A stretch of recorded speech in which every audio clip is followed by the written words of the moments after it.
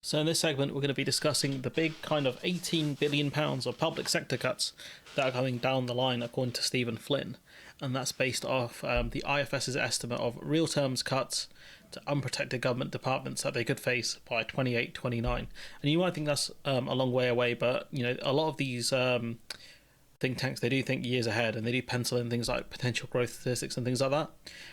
According to Full Fact, the IFS has said there's uncertainty around the exact figure, as there aren't published spending plans this year, and the IFS estimates the unprotected budgets could face cuts of between 10 and 20 billion pounds, and that's money the whoever's in government's going to have to find at that point. And the reason they're saying it's cuts is because of things like the fiscal rules, which is something we've spoken about before.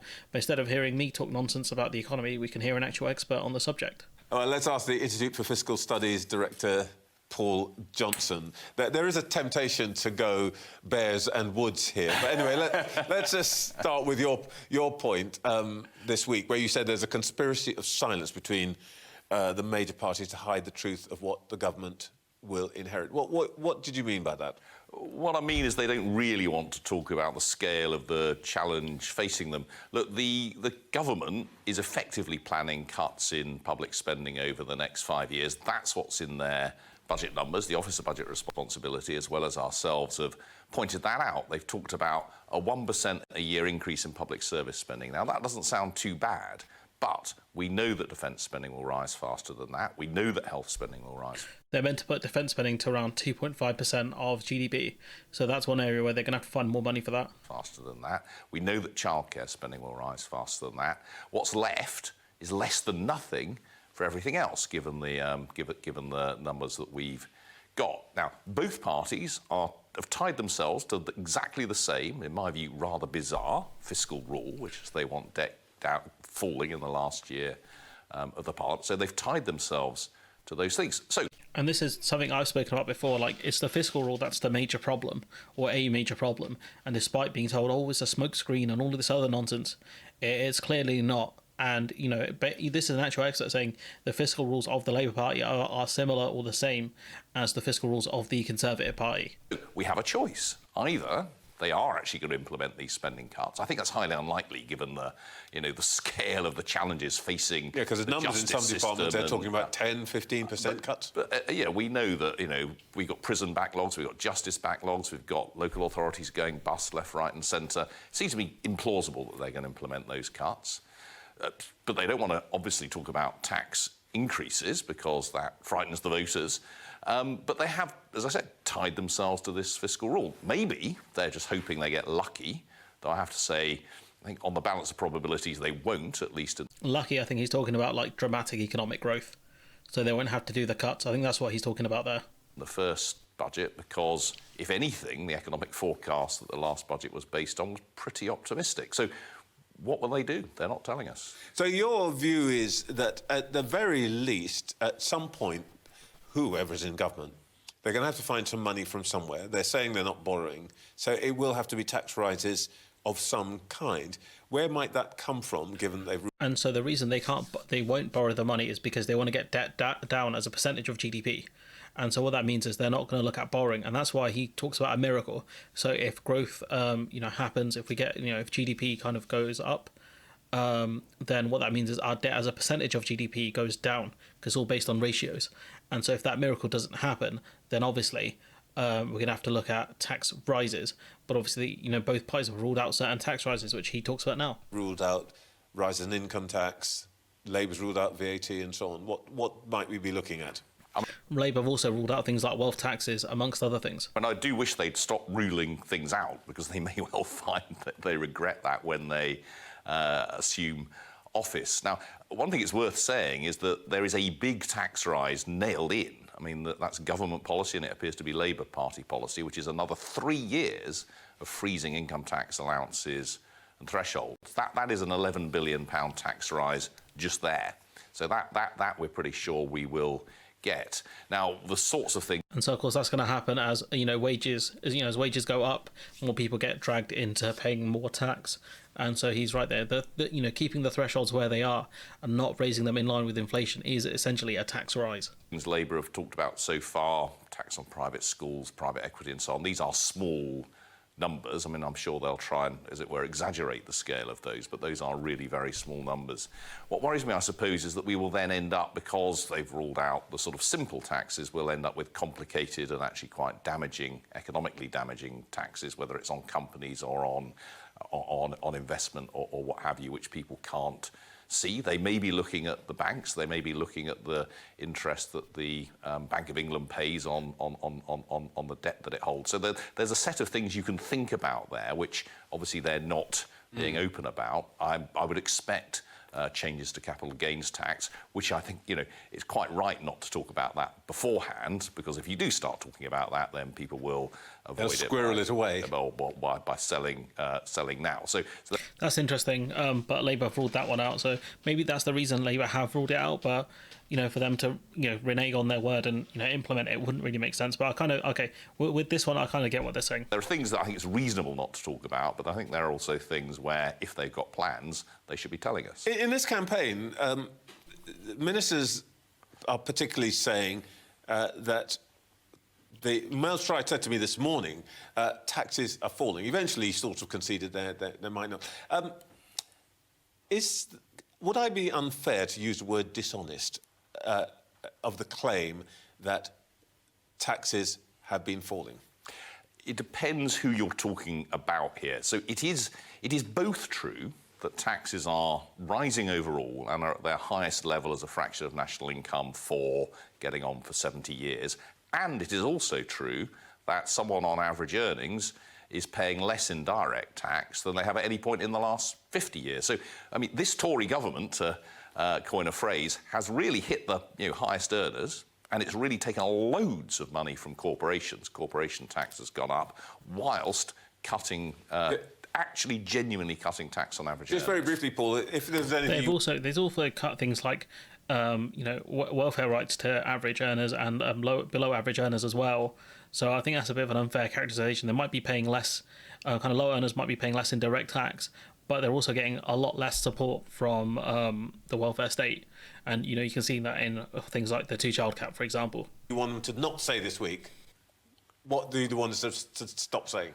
Well, I wish they'd just stop saying what they're not going to do, because they tie themselves in knots. The more that they say we're not going to increase council tax or reform council tax, we're not going to increase income tax, we're not national insurance contributions and so on, the more they tie themselves into doing either just not being able to raise the money they might need, or raising it in ways that are actually more damaging than it would be if they were to do the more straightforward things. I've heard it discussed about the Bank of England and the interest rate thing, but like that person who did that video had to caveat it with, no other real developed country has done this. The only one who's done something similar to that is like the ECB on a much smaller scale. So there is a reason for that.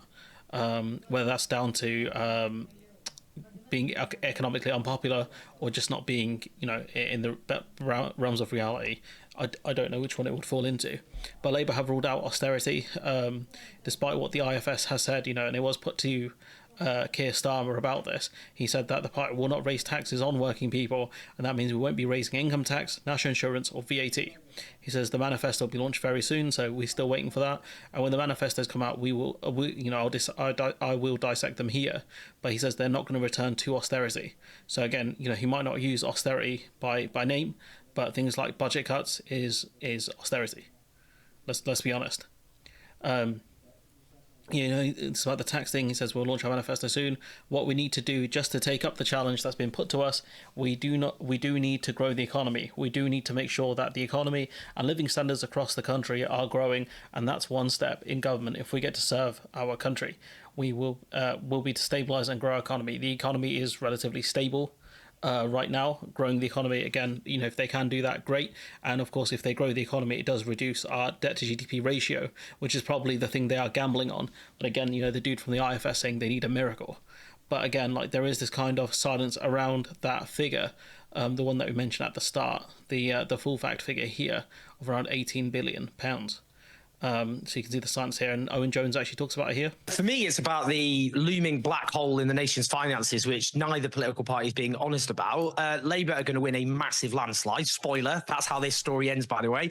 But as the Institute for Fiscal Studies put it, both main parties, and I quote, are avoiding the reality that they effectively signed up to sharp spending cuts while arguing over smaller changes to taxes and spending. The chief economist at the Joseph Rowntree Foundation says, according to plans from both parties, you either get a further £20 billion a year in cuts to public services by 2029. That's George Osborne cuts, by the way, on top of the cuts that are already baked in. So it's not like George Osborne. This comes on top of the previous austerity. Yeah. Labour, rather than talking about £2,000 fictitious, hikes in taxes on working families, they need to hike taxes on the well-off. They need to hike tax on the top 5%. They ruled that out, and that means austerity. The media needs to focus on that because that is coming down the track, and there's not the discussion we need on it. And this is the thing, like, when you rule out tax cuts in the way they have done, where else are you going to raise the money through, unless you're going to do it through cuts? Because you've ruled out borrowing, you've ruled out certain taxes. So where are you actually going to get the money from to fund these programs that you've talked about, but also avoid that kind of black hole the IFS have discussed? And Stephen Flynn here actually is the only politician I've seen that's really called this out. We know the damage that the Tories have caused to the economy as a result of Liz Truss's mini-budget, but I'm afraid the challenges facing the economy are much deeper than that. Firstly, there's austerity, 14 years of austerity, and I must re-emphasise the fact that there's £18 billion worth of cuts baked in, which neither the Labour Party nor the Conservative Party are being honest about. Instead, they're having the worst of Westminster argument between them tonight, instead of being honest with you about the fiscal outlook going forward. But there's also a conspiracy of silence on one other issue, and that's Brexit. Because Brexit has impacted the economy more than the COVID pandemic. It has put your food bills up completely unnecessarily. It has been an unmitigated disaster for whoever cut to Farage there deserves a raise. For the economy. And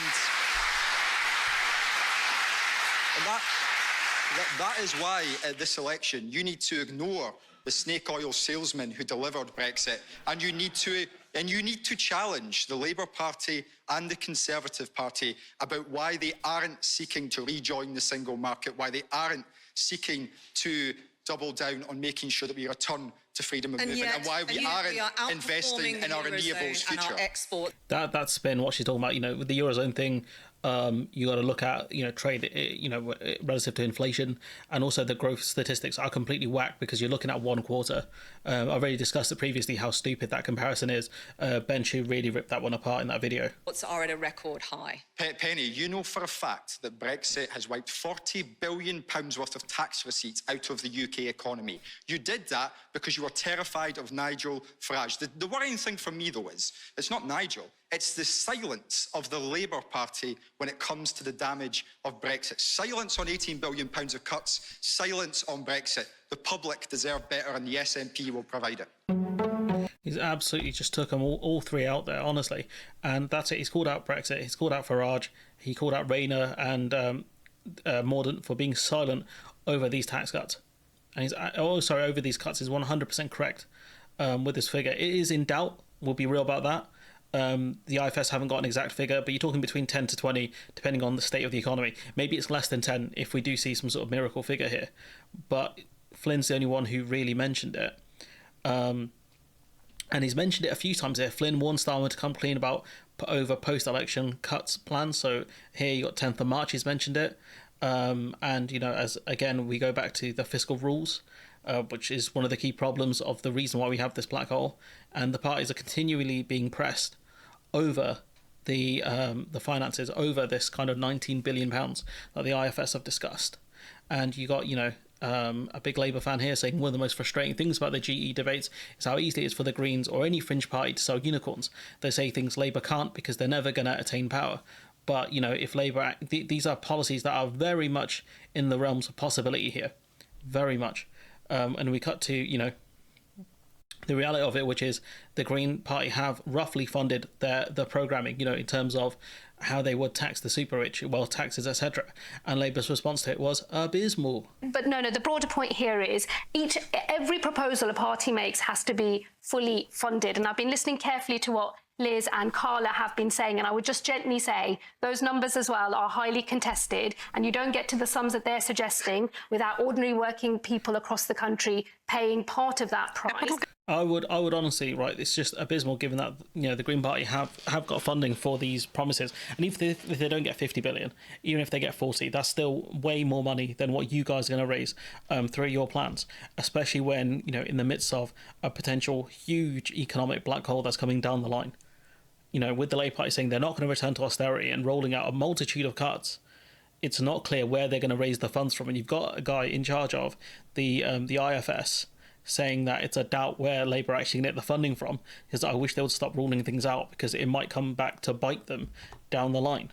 Because there's a strong possibility that it might just do that, especially with this on the horizon. And if Labour don't achieve the growth that they keep talking about, you know, we need to grow the economy, this is a real problem. But anyways, I'm going to leave it there. Let me know what you think in the comments below. Like, comment, share, subscribe. Support the channel on Patreon if you can. And hopefully I'll see you in the next one.